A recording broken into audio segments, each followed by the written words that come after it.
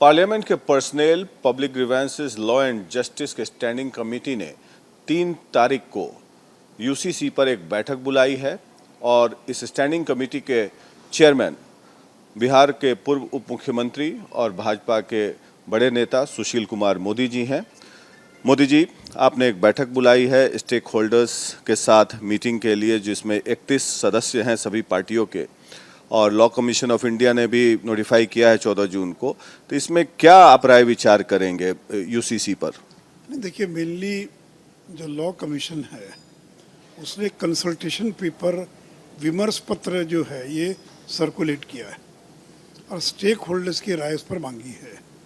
और law commission हमारी committee के मैंडेट में आता है, तो हम लोगों ने लॉ कमीशन और भारत सरकार के जो लेजिस्लेटिव डिपार्टमेंट है उनके अधिकारियों को बुलाया है ताकि वो मेंबर्स को एक बार ब्रीफ कर सके कि कंसल्टेशन पेपर में क्या क्या चीज़ें हैं, क्या उसने रिकमेंड किया है, क्या उसके हाइलाइट्स हैं, ताकि सदस्यों को भी पूरी जानकारी रहे और फिर सदस्य जो उस पर अपनी राय दे सकें।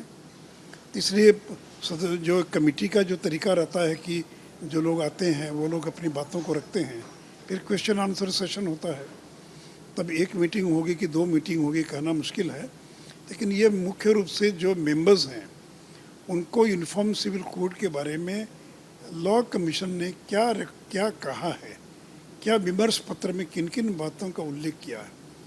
तो करीब 180 पेज का यह कंसल्टेशन पेपर है, तो उसके हाइलाइट्स को उसके बारे में ब्रीफ करेंगे। लोगों की कोई क्वेरी होगी तो उसका जवाब देंगे। 180 पन्ना आपने पढ़ लिया है, उसमें मुख्य बिंदु क्या क्या है? मैंने भी नहीं पढ़ा है, क्योंकि मीटिंग 3 तारीख को है, लेकिन वो तो पब्लिक डोमेन में है और लॉ कमीशन ने पूरे देश के सभी लोगों से राय मांगी है। तो जो मीटिंग में जो विषय आएगा, फिर हम आगे का क्या कोर्स होगा, क्या रास्ता होगा, उसको देखेंगे, तय करेंगे हम लोग। लेकिन अभी पहली मीटिंग में तो केवल जानकारी मिल सके कि उस कमीशन की रिपोर्ट में किन किन बातों का उल्लेख किया गया है, इसको समझने और जानने के लिए ये बैठक हो रही है। और इसके बाद ये मॉनसून सेशन में टेबल भी होगा, जैसा कि सुनने में आ रहा है। ये मुझे नहीं मालूम है, इसके बारे में कमेटी का यह कोई अधिकार क्षेत्र भी नहीं है, इसके बारे में कुछ नहीं बोल सकता हूँ। इसके बारे में तो जो केंद्र की सरकार है वही इसके बारे में कुछ बोल सकती है। इसके बारे में बहुत विरोध भी हो रहा है मोदी जी। तमाम पार्टियां जो हैं, कांग्रेस पार्टी और बाकी अकाली दल और तमाम अन्य पार्टियां विरोध कर रही हैं। आपको क्या लगता है, क्यों विरोध कर रहे हैं लोग? नहीं, देखिए, मैं कमेटी से अलग अपनी बात बोल सकता हूँ। कमेटी के चेयरमैन की अपनी एक सीमा है। जैसे मैंने बताया कि कमेटी केवल कंसल्टेशन पेपर के मुद्दों को समझने का काम करेगी। जहाँ तक बीजेपी के नेता के नाते अगर आप पूछ रहे हैं, तो अभी तक सुप्रीम कोर्ट के आधे दर्जन से ज़्यादा जजमेंट्स हैं, ऑर्डर्स हैं। जो सरला मुदगल का मामला हो 1995 का, या शाहबानो का मामला हो 1985 का, अभी हाल में भी एक जजमेंट आया, ऑर्डर आया, जिसमें सुप्रीम कोर्ट ने कहा है कि यूनिफॉर्म सिविल कोड को जल्द से जल्द लागू किया जाना चाहिए। जो भारत का संविधान है उसकी जो सेक्शन 44 है उसमें भी कहता है कि the state should endeavour to make common civil code बनाने की दिशा में सरकार को प्रयास करना चाहिए। Equality for all. हाँ, नहीं, इक्वालिटी यानी वो कॉमन सिविल कोड जो है। और देखिए, मेरी एक बात समझ में नहीं आती कि जो लोग विरोध कर रहे हैं तो उनको पूरी जानकारी नहीं है। क्योंकि अगर देखिए, विवाह किस तरीके से होगा वो आपका स्वातंत्र है, आप काजी बुलाकर करें, चर्च में जाकर करें, आर्यसमाजी तरीके से करें, लेकिन एक पुरुष एक ही पत्नी रख सकता है। अगर कॉमन सिविल कोड अगर ये कहता है तो किसी को क्या आपत्ति होनी चाहिए? क्योंकि कुछ धर्मों में एक से ज़्यादा विवाह की अनुमति है। एक समय में हिंदू धर्म में भी बहुविवाह की प्रथा थी, लेकिन हिंदू कोड बिल आया तब एक शादी की प्रथा हो गई। उस समय भी बड़ा विरोध हुआ था। तो अगर कॉमन सिविल कोड में ये बात है कि एक व्यक्ति एक ही शादी कर सकता है, फिर तलाक के तरीके के बारे में सहमति बनती है कि कोई 3 तलाक बोलकर तलाक नहीं दे सकता है। फिर तलाक के बाद जो महिला है उसके मेंटेनेंस की बात है। किसी महिला को गुजारा भत्ता क्यों नहीं मिलना चाहिए? अगर कोई धर्म ये कहता है कि परित्यक्ता को, जो डाइवोर्सिस को मेंटेनेंस नहीं मिलना चाहिए, इस पर सहमति क्यों नहीं होनी चाहिए?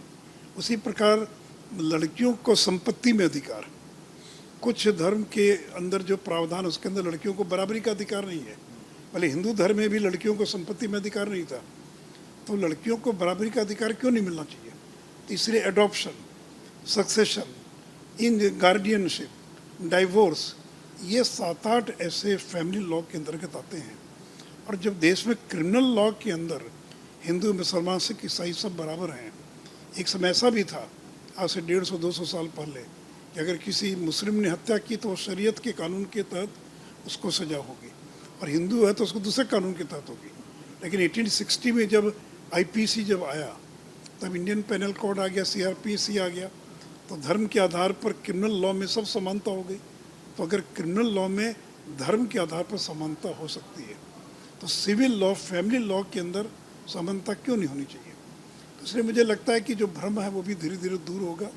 जब सारी बातें लोगों के सामने आएगी, तो जो दल आज विरोध कर रहे हैं उनको भी समर्थन की टेबल पर आना पड़ेगा। यूनिफॉर्म सिविल कोड जो है, जैसे भारत का संविधान कई देशों के संविधान से बोरो किया गया, तो आपको क्या लगता है कि यूनिफॉर्म सिविल कोड किसी एक धर्म, जैसे हिंदू सक्सेशन लॉ है, वो एक कंप्लीट पैकेज है, या और किसी अन्य धर्मों से बोरो करके उसको बनाया जाना चाहिए, या हिंदू सक्सेशन लॉ को ही मानना चाहिए भारत में? नहीं, ऐसा कहाँ कहा गया कि हिंदू सक्सेशन? कुल मिलाकर भेदभाव नहीं होना चाहिए। इसलिए अगर कोई मुस्लिम पर्सनल लॉ की कोई अच्छी बात है, वो भी अडॉप्ट हो सकती है। और दुनिया के जितने प्रगतिशील देश हैं, पूरे यूरोप में, अमेरिका में, सब जगह कॉमन सिविल लॉ है। आज अमेरिका में अगर कोई मुसलमान जाता है तो वहाँ की सिविल लॉ को उसको मानना पड़ता है। वो कोई वहाँ पर 3 तलाक बोल कर नहीं हो सकता है। यहाँ तक कि पाकिस्तान के अंदर भी जो सिविल लॉ है मुसलमानों के लिए, वो बहुत प्रगतिशील है। तो अगर दुनिया के मुस्लिम देशों के अंदर 3 तलाक ख़त्म हो गया, तो आज और बहुविवाह की प्रथा ख़त्म हो गई, तो भारत के अंदर बहुविवाह की प्रथा क्यों होना चाहिए? फिर निकाह हलाला है। ऐसे बहुत सारी विकृतियां हैं अनेक पर्सनल लॉज के अंदर। जब क्रिश्चियन हो, पारसी हो, अभी तो पारसी का लॉ अलग है, क्रिश्चियन का अलग है, सिख का अलग है, तो उसके अंदर अब उसका क्या तरीका होगा? लेकिन जो मैं समझ रहा हूँ बातों को, कि इन चीज़ों में, और मुझे नहीं लगता है कि इसमें कोई बहुत ज़्यादा असहमति होगी। तो एक देश एक कानून बिल्कुल होना चाहिए, और भारतीय जनता पार्टी क्या इसके लिए कृत संकल्पित है? इसी संसद के सत्र के दौरान ये मैं नहीं कह सकता ये संसद के सत्र में होगा, कम होगा, ये तो हमारा केंद्रीय नेतृत्व तय करेगा। लेकिन हमारे मैनिफेस्टो का हिस्सा है, और खुद प्रधानमंत्री जी ने भोपाल के सम्मेलन के अंदर इसकी घोषणा की है। अब कब होगा, क्या तरीका होगा, इसके बारे में तो केंद्र ही बता सकता है। तो ये थे भारतीय जनता पार्टी के नेता और पूर्व उप मुख्यमंत्री बिहार के सुशील मोदी जी, जो कि स्टैंडिंग कमेटी के चेयरमैन भी है। इन्होंने बैठक बुलाई है 3 जुलाई को, और उसमें विमर्श होगा 31 सदस्यों के साथ, जिसमें सभी पार्टियों के नेता हैं, और उसके बाद राय विचार किया जाएगा। लेकिन एक बीजेपी नेता के तौर पे इनका कहना है कि जो तमाम विकृतियां हैं दूसरे धर्मों में, उसको हटाकर एक नया यूनिफॉर्म सिविल कोड बनाया जाए, जिससे एक देश में एक कानून लागू किया जा सके। पटना से वीडियो जर्नलिस्ट सूरज के साथ प्रकाश सिंह, आर भारत के लिए।